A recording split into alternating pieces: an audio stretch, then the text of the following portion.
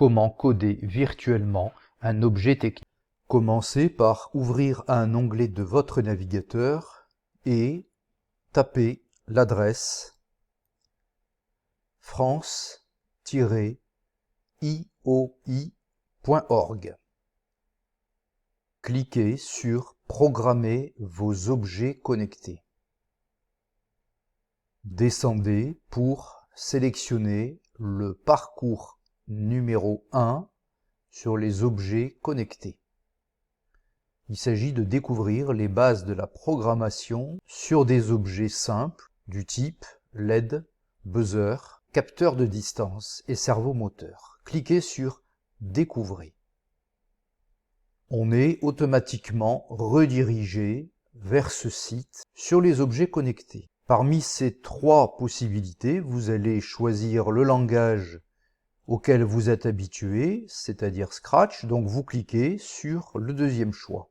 Avant de commencer ces exercices, il est conseillé, vous voyez, de noter le code d'accès qui vous est donné. Vous aurez chacun un code différent. Il faut le noter quelque part parce que vous n'aurez peut-être pas le temps de faire tous les exercices d'un seul coup. Vous aurez peut-être envie de vous interrompre et donc de pouvoir revenir sur le site, continuer vos exercices. Et comme vous avez vu que le site ne vous a pas demandé ni votre email ni votre nom, il vous donne simplement un code. Donc l'intérêt d'écrire ce code quelque part, c'est de pouvoir continuer vos exercices un peu plus tard. Ou pourquoi pas une semaine plus tard, c'est possible.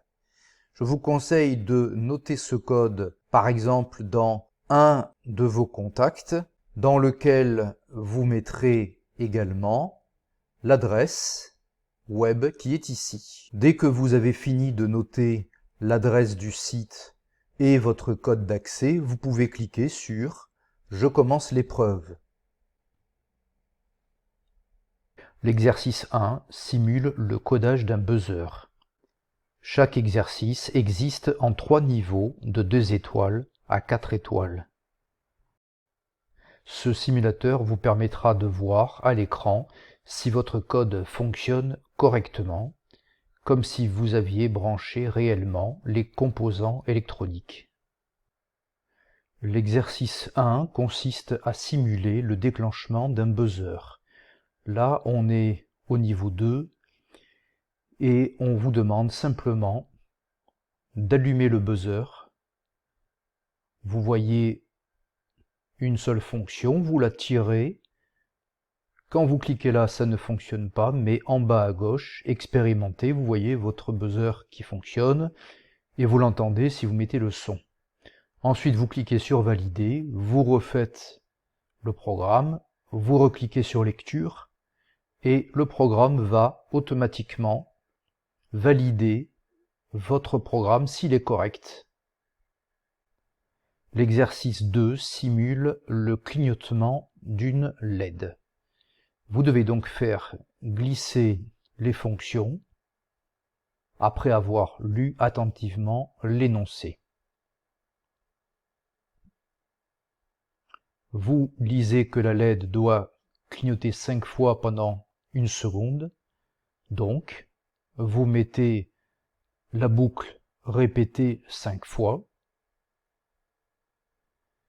puis vous allumez pendant 1 seconde votre LED. Vous remarquez que c'est un peu comme dans Scratch, mais dans ce simulateur, vous n'avez que les fonctions nécessaires. Ça vous permet de vous concentrer sur l'essentiel. Et puis vous pouvez tester avec lecture.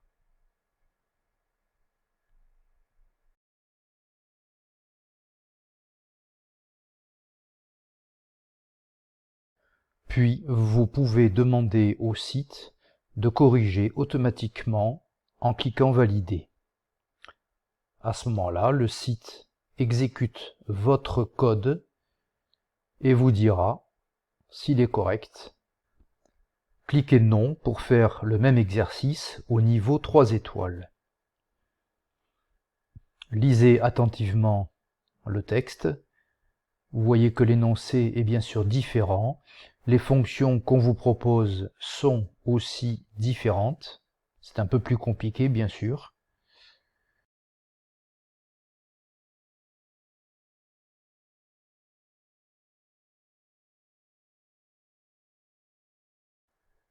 Cherchez à faire l'exercice en même temps que moi. Dans l'énoncé, 500 ms signifie 500 millisecondes, c'est-à-dire une demi-seconde.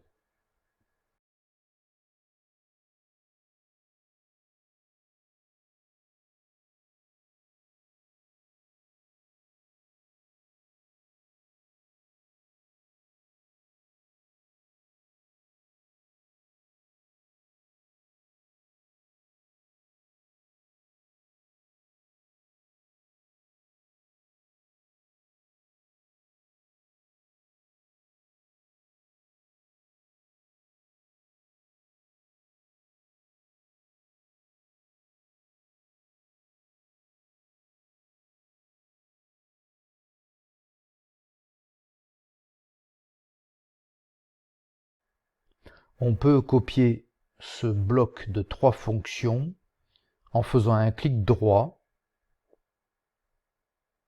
puis en sélectionnant « Dupliquer » qui s'affiche mal.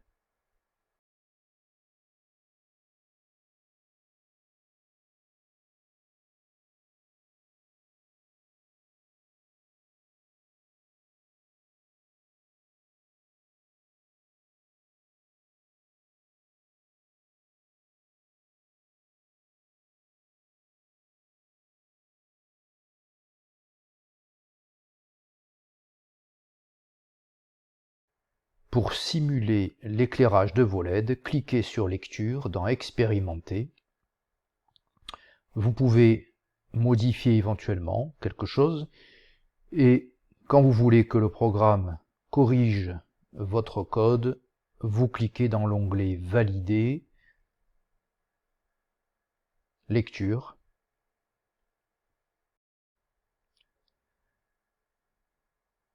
C'est réussi. Cliquez Non si vous voulez passer au niveau 4 étoiles. Lisez attentivement, c'est une difficulté qui correspond à un niveau de 3e.